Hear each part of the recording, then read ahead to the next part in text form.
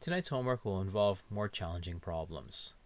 Let's take this one as a classic example. A baseball player makes perfect contact with the ball, striking it at 45 degrees above the horizontal. All right. Now, when you hit the ball, you don't hit the ball at the ground level. It's always at an elevation. So in this case over here, it's at 1.3 meters above the ground. It follows a projectile curve and clears a tree that is located 130 meters away. Now this tree has a height of 3.0 meters right up here. All right. So how hard must they have hit the ball in order to clear that tree in the home run distance? Well, let's go through this then. Start off with our givens. What do we know? All right. And yeah, it's better off just creating two separate lists to populate it with. So what do we know about the values in the x dimension? Well, we don't know Vx yet, but we know our dx. Our dx is 130 meters. As for our y dimension, we know that gravity is pulling it down. As for the delta dy, you got to be careful. It's not 3 meters, it's not 1.3 meters, but it's the difference of these two. Okay? So, because remember, the ball started off at 1.3 meters above the ground, and it lands at 3 meters above the ground, then the delta, or the difference between those two, is 3 minus 1.3, which gives you 1.7 meters. Lastly, with regards to the projection over here, even though we may not know what our vi value is, we can break it down into its vx component and our viy component, where our vx component is just equal to whatever vi is times the cosine of 45 degrees, and viy would be equal to vi times the sine of 45 degrees, as shown over here, and I'm color coding it just so that you can follow along with me as well. Alright, now it doesn't matter which dimension you solve for, because they're both going to be two equations with two unknowns. Alright, so you can probably figure out what we got to do after that. I'll start off with the x dimension anyways, because it's usually the cleaner one. Okay, so in the x dimension, we know that dx is equal to vx delta t.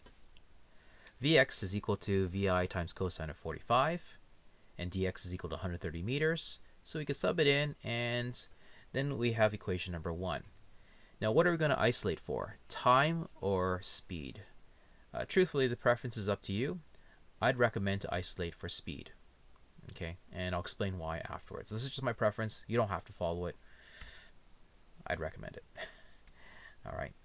What about in the y dimension?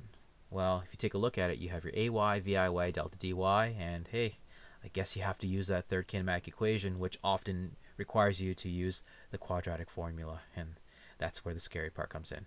But don't worry, it's not going to be that scary here, okay? Because once you sub all the values in, such as your dy, your viy, and your delta t, the formula looks like that. Now here's the thing. If I decided to isolate for this for delta t, so delta t is equal to 130 meters divided by vi times cosine of 45, then I need to sub this into here, and I need to sub it into here, and not forget to square all this madness here as well. So you can imagine how messy that would be. All right, so that's why I don't recommend that you isolate for time in these type of problems. Isolate for vi, because you'll see the problem actually simplifies itself very quickly there afterwards. Okay, so we do our initial substitution in. So with our vi, it's replaced with this stuff over here.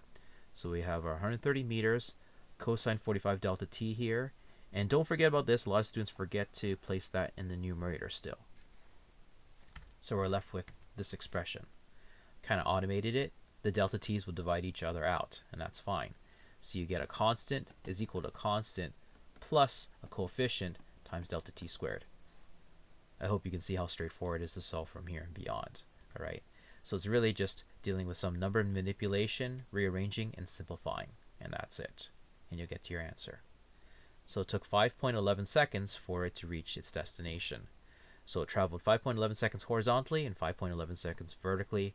Of course, the question's asking with what velocity did the baseball player hit it at, and you might be thinking, oh man, that's going to be long for me to solve.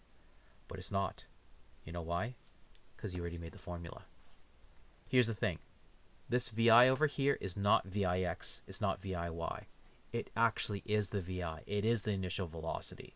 So the initial velocity you must launch it at is equal to this mathematical expression. So you don't really have to think twice about it. Sub it in there, and as they say, Bob is your uncle, and there's the answer. Okay? Use that as a hint in solving tonight's homework. I think that's all I need to share with you. Yeah, that's about it. Good luck in your homework.